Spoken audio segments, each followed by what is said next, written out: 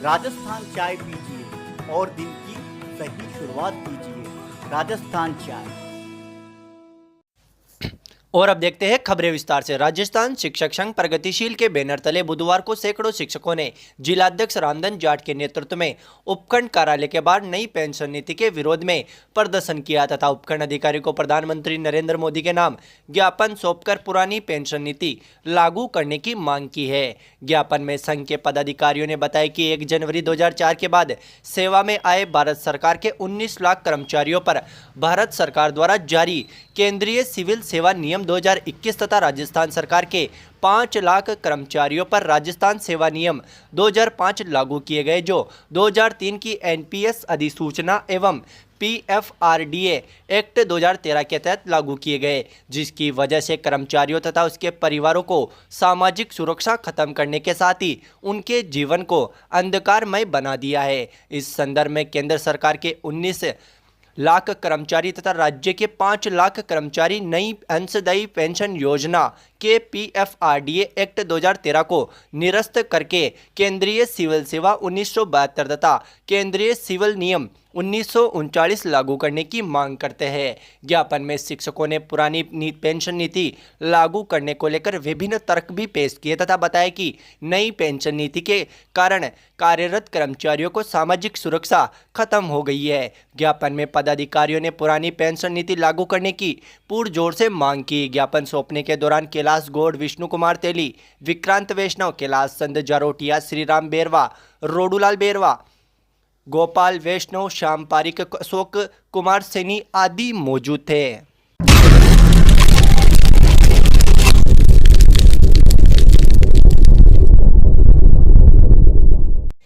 Junia कस्बे के निकटवर्ती ग्राम आनंदपुरा में गत रात्रि को चोरी का मामला सामने आया है। पीड़ित ने पुलिस थाना केकड़ी में रिपोर्ट दर्ज करवाते हुए बताया कि आनंदपुरा में चोरों ने दिन दहाड़े वारदात को अंजाम देते हुए गहने व नकदी चुरा ली। उस समय गृह स्वामी मौजूद नहीं था।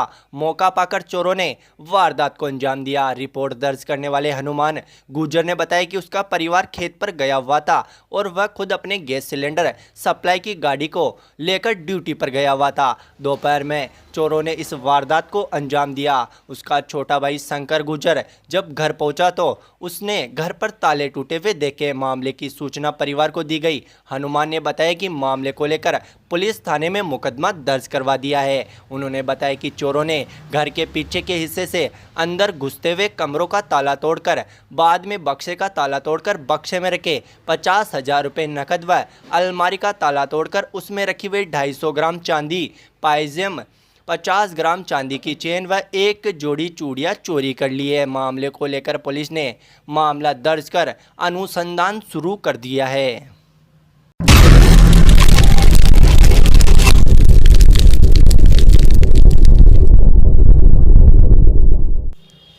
तप सेवा सुमिरन का 7 दिवसीय शिविर बढ़ते कदम गौशाला संस्था के द्वारा आगामी 25 दिसंबर से 31 दिसंबर तक अजमेर रोड स्थित कटारिया ग्रीन्स में आयोजित किया जाएगा। शिविर की तैयारियों को लेकर संस्था के प्रमुख कार्यकर्ताओं की बैठक बुधवार को अजमेर रोड स्थित पावर ट्रैक कंपनी पर आयोजित की गई, जिसमें शिविर की तैयारियों को लेकर विभिन्न समितियां गठित की गई, जिसमें आवास समिति के संयोजक राजेंद्र न्याती, भोजन निर्माण समिति के संयोजक कैलाश चंद्र जैन, चिकित्सा समिति डॉक्टर राजकुमारी मीणा, गोपाल लाल वर्मा, रजिस्ट्रेशन समिति के संयोजक मधुलिका दादिच, भोजन वितरण समिति संयोजक पंकज होत चंदानी, लेखा जोखा संयोजक मुकेश नुवाल को बनाया गया। बैठक में अध्यक्ष अशोक पारिक, कोषाध्यक्ष राकेश तोसनीवाल, सचिव राजेंद्र बियाणी सहित प्रमुख कार्यकर्ता महेंद्र प्रधान, राम गोपाल सैनी, आनंद सोमाणी, अमित गर्ग, रामनिवास छिपा, मनोज न्याती, रविराम राव, राजेश शर्मा, अशोक मंगल आदि मौजूद थे। शिविर में डॉक्टर गोपाल शास्त्री मेरठ का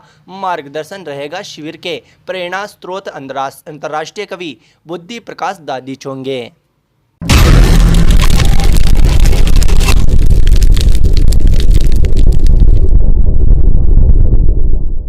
पटेल आदर्श विद्या निकेतन बालिका माध्यमिक विद्यालय में बुधवार को श्रीनिवास रामानुजु जयंती समारोह पूर्वक मनाई गई। विद्यालय की प्रधानाचार्य माया ओझा ने बताया कि इस अवसर पर गणित मेले का आयोजन भी किया गया, जिसका शुभारंभ सेवानिवृत्त प्रधानाचार्य ब्रजराज शर्मा व विशिष्ट अतिथि सेवानिवृत्त प्रधानाध्यापक रामेश्वर प्रसाद उपाध्याय ने दीप प्रज्वलित कर किया। इस मौके पर बौद्धिक मुख्य अतिथि का रहा, जिसमें ब्रजराज शर्मा ने बताया कि रामानुजन बचपन से ही मेधावी छात्र थे। उनका गणित के प्रति गहरा रुझान था। कार्यक्रम के दौरान गणित प्रश्न मंच, सुडोकू स्टॉल, निबंध प्रतियोगिता, पोस्टर सहित विभिन्न प्रतियोगिताओं का आयोजन किया गया, जिसमें सुडोको में साक्षी गौतम व पलछिन कांदलोत ने प्रथम स्थान प्राप्त किया। निबंध प्रतियोगिता में महिला महिमा वर्मा व शियार जवर ने प्रथम व सोनल चौधरी ने दूसरा स्थान प्राप्त किया, जबकि पोस्टर प्रतियोगिता में साक्षी गौतम ने प्रथम एवं एकता कोरानी ने द्वितीय स्थान प्राप्त किया। कार्यक्रम का संचालन आचार्य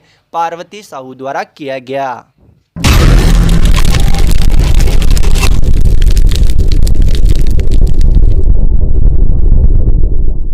मां धनपति देवी स्मृति कथा साहित्य सम्मान 2021 हेतु आयोजित अखिल भारतीय हिंदी कहानी प्रतियोगिता में देश भर से प्राप्त कहानियों में विख्यात लेखिका केकड़ी निवासी विमला नागला की कहानी सुख की छाव को सुल्तानपुर उत्तर प्रदेश में कथा संवेद पत्रिका में प्रथम पुरस्कार प्राप्त हुआ। कथा संवेद पत्रिका का वार्षिक कार्यक्रम सुल्तानपुर में आयोजित कार्यक्रम की अध्यक्षता लोकभूषण आद्या प्रसाद सिंह प्रदीप ने की तथा कार्यक्रम में मुख्य अतिथि के रूप में केकड़ी की विख्यात लेखिका विमला नागला मौजूद थी। कार्यक्रम 2 सत्रों में संपन्न हुआ। पहले सत्र का आरंभ वाग्देवी सरस्वती और मां धनपति देवी के चित्र पर माल्यार्पण, दीप प्रज्वलन एवं डॉक्टर करुणेश भट्ट की वाणी वंदना से हुआ। इसके पश्चात आगंतुक साहित्यकारों का स्वागत करते हुए कार्यक्रम के आयोजक डॉक्टर शोभनाथ शुक्ल ने कहा कि समय, समाज और जीवन की व्यापक प्रस्तुतियाँ और सामाजिक समरसता को जन सरोकार की पक्षधरता के साथ पाठकों तक पहुंचाने की कला आज भी कहानी में विद्यमान है। कार्यक्रम में कहानीकार विमला नागला जयपुर सहित 12 अन्य कहानीकारों का और प्रतियोगिता के निर्णायकों का अंग वस्त्र, स्मृति चिन्ह, प्रमाण पत्र और घोषित नगद राशि प्रदान करके सम्मान किया। इस मौके पर समारोह को संबोधित करते हुए विमला नागला ने कहा कि समाज की जो पीड़ा है उसकी बेचैनी और छटपटाहट से निकलकर कहानी आती है सुख की छाव। लेखक अपने आसपास एक अलग ही दृष्टि रखता है। इसी संवेदना का उभार रचना में गहन हो जाता है। छोटी सी सीडी कहानी संग्रह पर व्यक्तित्व देते हुए अरुण आर्य ने कहा कि कहानी कला की दृष्टि से असुविधा होते हुए भी कहानियां सामाजिक विसंगतियों की पठनीयता के लिए आत्मकथात्मक शैली में उपस्थित है। कार्यक्रम में केकड़ी निवासी लेखिका की रचनाओं की मौजूद अतिथियों ने भूरी भूरी प्रशंसा करते हुए साहित्य क्षेत्र में उनके द्वारा दिए जा रहे योगदान को लेकर आभार जताया। कार्यक्रम में उत्तर प्रदेश सहित पूरे देश से कई रचनाकारों व गणमान्य नागरिकों ने अपनी उपस्थिति दर्ज करवाई।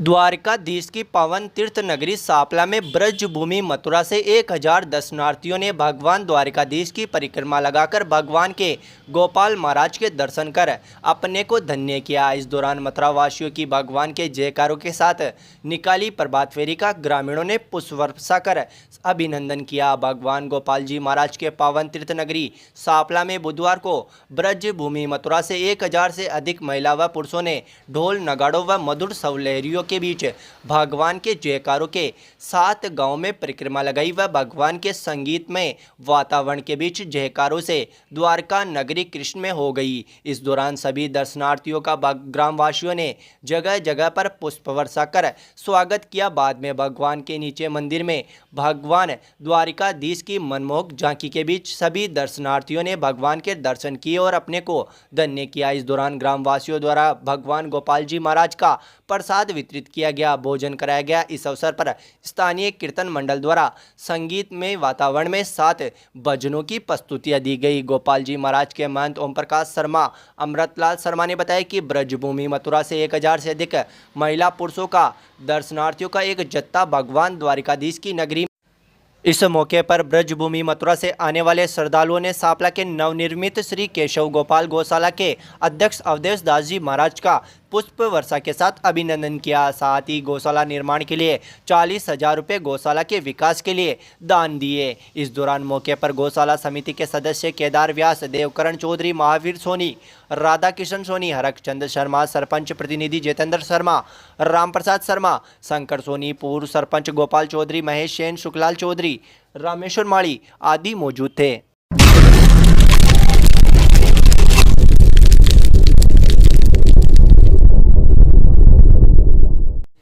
कोरोना की तीसरी लहर की संभावनाओं को देखते हुए क्षेत्र में चिकित्सा कर्मियों ने पहले ही दृष्टिकोण को ध्यान में रखते हुए सैंपलिंग करना शुरू कर दिया है। इसी क्रम में आज राजकीय जिला चिकित्सालय केकड़ी के माइक्रोबायोलॉजी विभाग के प्रमुख चिकित्सा अधिकारी डॉक्टर GL कुमावत के नेतृत्व में नर्सिंग कर्मी हमीद अंसारी, अनवर हुसैन, सुनील पारासर ने न्यायालय परिसर में कैंप लगाकर अधिवक्ताओं व न्यायिक कर्मचारियों की कोरोना जाँच से संबंधित सैंपल कलेक्ट किए। चिकित्सा अधिकारी डॉक्टर गणपत पुरी ने बताया कि तीसरी लहर की संभावनाओं के चलते सुरक्षा के दृष्टिकोण से ये कदम उठाया जा रहा है ताकि कोरोना संदिग्ध रोगी की पहचान हो सके तथा उसका तुरंत इलाज किया जा सके एवं इसको फैलने से भी रोका जा सके। केकड़ी बार के अधिवक्ता मोहम्मद सईद नकवी ने इसकी सराहना करते हुए कहा कि चिकित्सा विभाग द्वारा बीमारी फैलने से पहले ही जिस प्रकार से योजनाबद्ध तरीके से काम किया जा रहा है, ये अच्छी पहल है।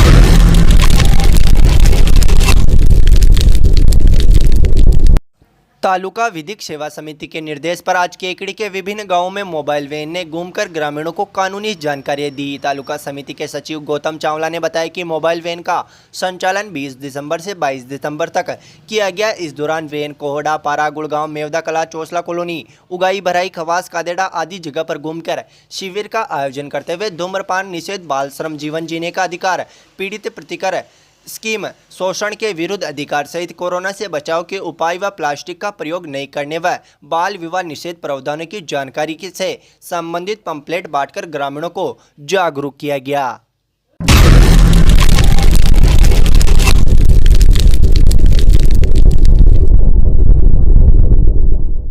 निकटवर्ती ग्राम भराई में राजीव गांधी सेवा केंद्र पर विशाल चुंबकीय चिकित्सा शिविर का आयोजन किया गया। शिविर का शुभारंभ भराई सरपंच समोक गुजर व पंचायत समिति सदस्य मंजू कंवर राठौड़ ने किया। शिविर का आयोजन 31 दिसंबर तक जारी रहेगा। शिविर में कई बीमारियों का चुंबकीय मशीनों द्वारा इलाज किया जाएगा। इस मौके पर सरपंच प्रतिनिधि सुखलाल गुजर, उप सरपंच अनिल सेन, कैलाश कारोल, महेंद्र सिंह, कृषि पर्यवेक्षक दुर्गेश गुजर, कनिष्ठ सहायक संपत रेगर, पंचायत समिति सहायक मुकेश पारासर, ई मित्र संचालक विष्णु वैष्णव आदि शिविर में मौजूद रहे। शिविर में डॉक्टर कल्याण सिंह व डॉक्टर हेम कंवर ने अपनी सेवाएं दी। शिविर में दमा, कब्ज, गठिया, गैस, लकवा, वाश, शुगर, किडनी की पथरी, सिर दर्द, जोड़ों का दर्द, ब्लड प्रेशर, मोटापा, कमर दर्द, रीढ़ की हड्डी के पीछे स्पाइन, कोड में मेद आदि बीमारियों का इलाज चुंबकीय विधि द्वारा किया जा रहा है।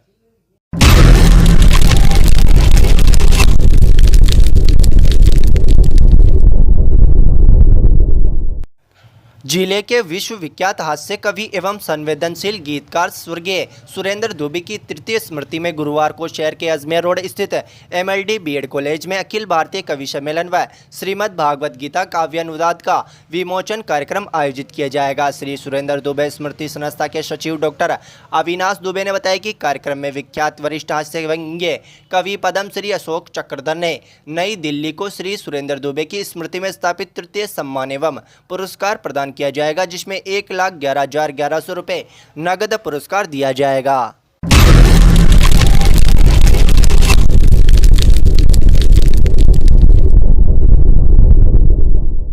भारतीय जनता युवा मोर्चा अजमेर देहात के द्वारा देश के पूर्व यशस्वी प्रधानमंत्री व भारत रत्न स्वर्गीय अटल बिहारी वाजपेयी की जयंती अटल खेलकूद सप्ताह के रूप में मनाई जाएगी। भारतीय जनता युवा मोर्चा अजमेर देहात जिलाध्यक्ष अर्जुन नलिया ने बताया कि कार्यक्रम की सफलता के लिए जिला उपाध्यक्ष मनोज कुमावत को कार्यक्रम का संयोजक नियुक्त किया है। कार्यक्रम संयोजक मनोज कुमावत ने बताया कि अटल खेलकूद प्रतियोगिता 25 से 31 दिसंबर तक आयोजित की जाएगी, जिसमें सभी मंडलों में इस कार्यक्रम का आयोजन किया जाएगा। सफल संचालन के लिए भाजयुमो के प्रत्येक मंडल अध्यक्ष अपने अपने मंडल के कार्यक्रम के संयोजक व सह संयोजक नियुक्त करेंगे।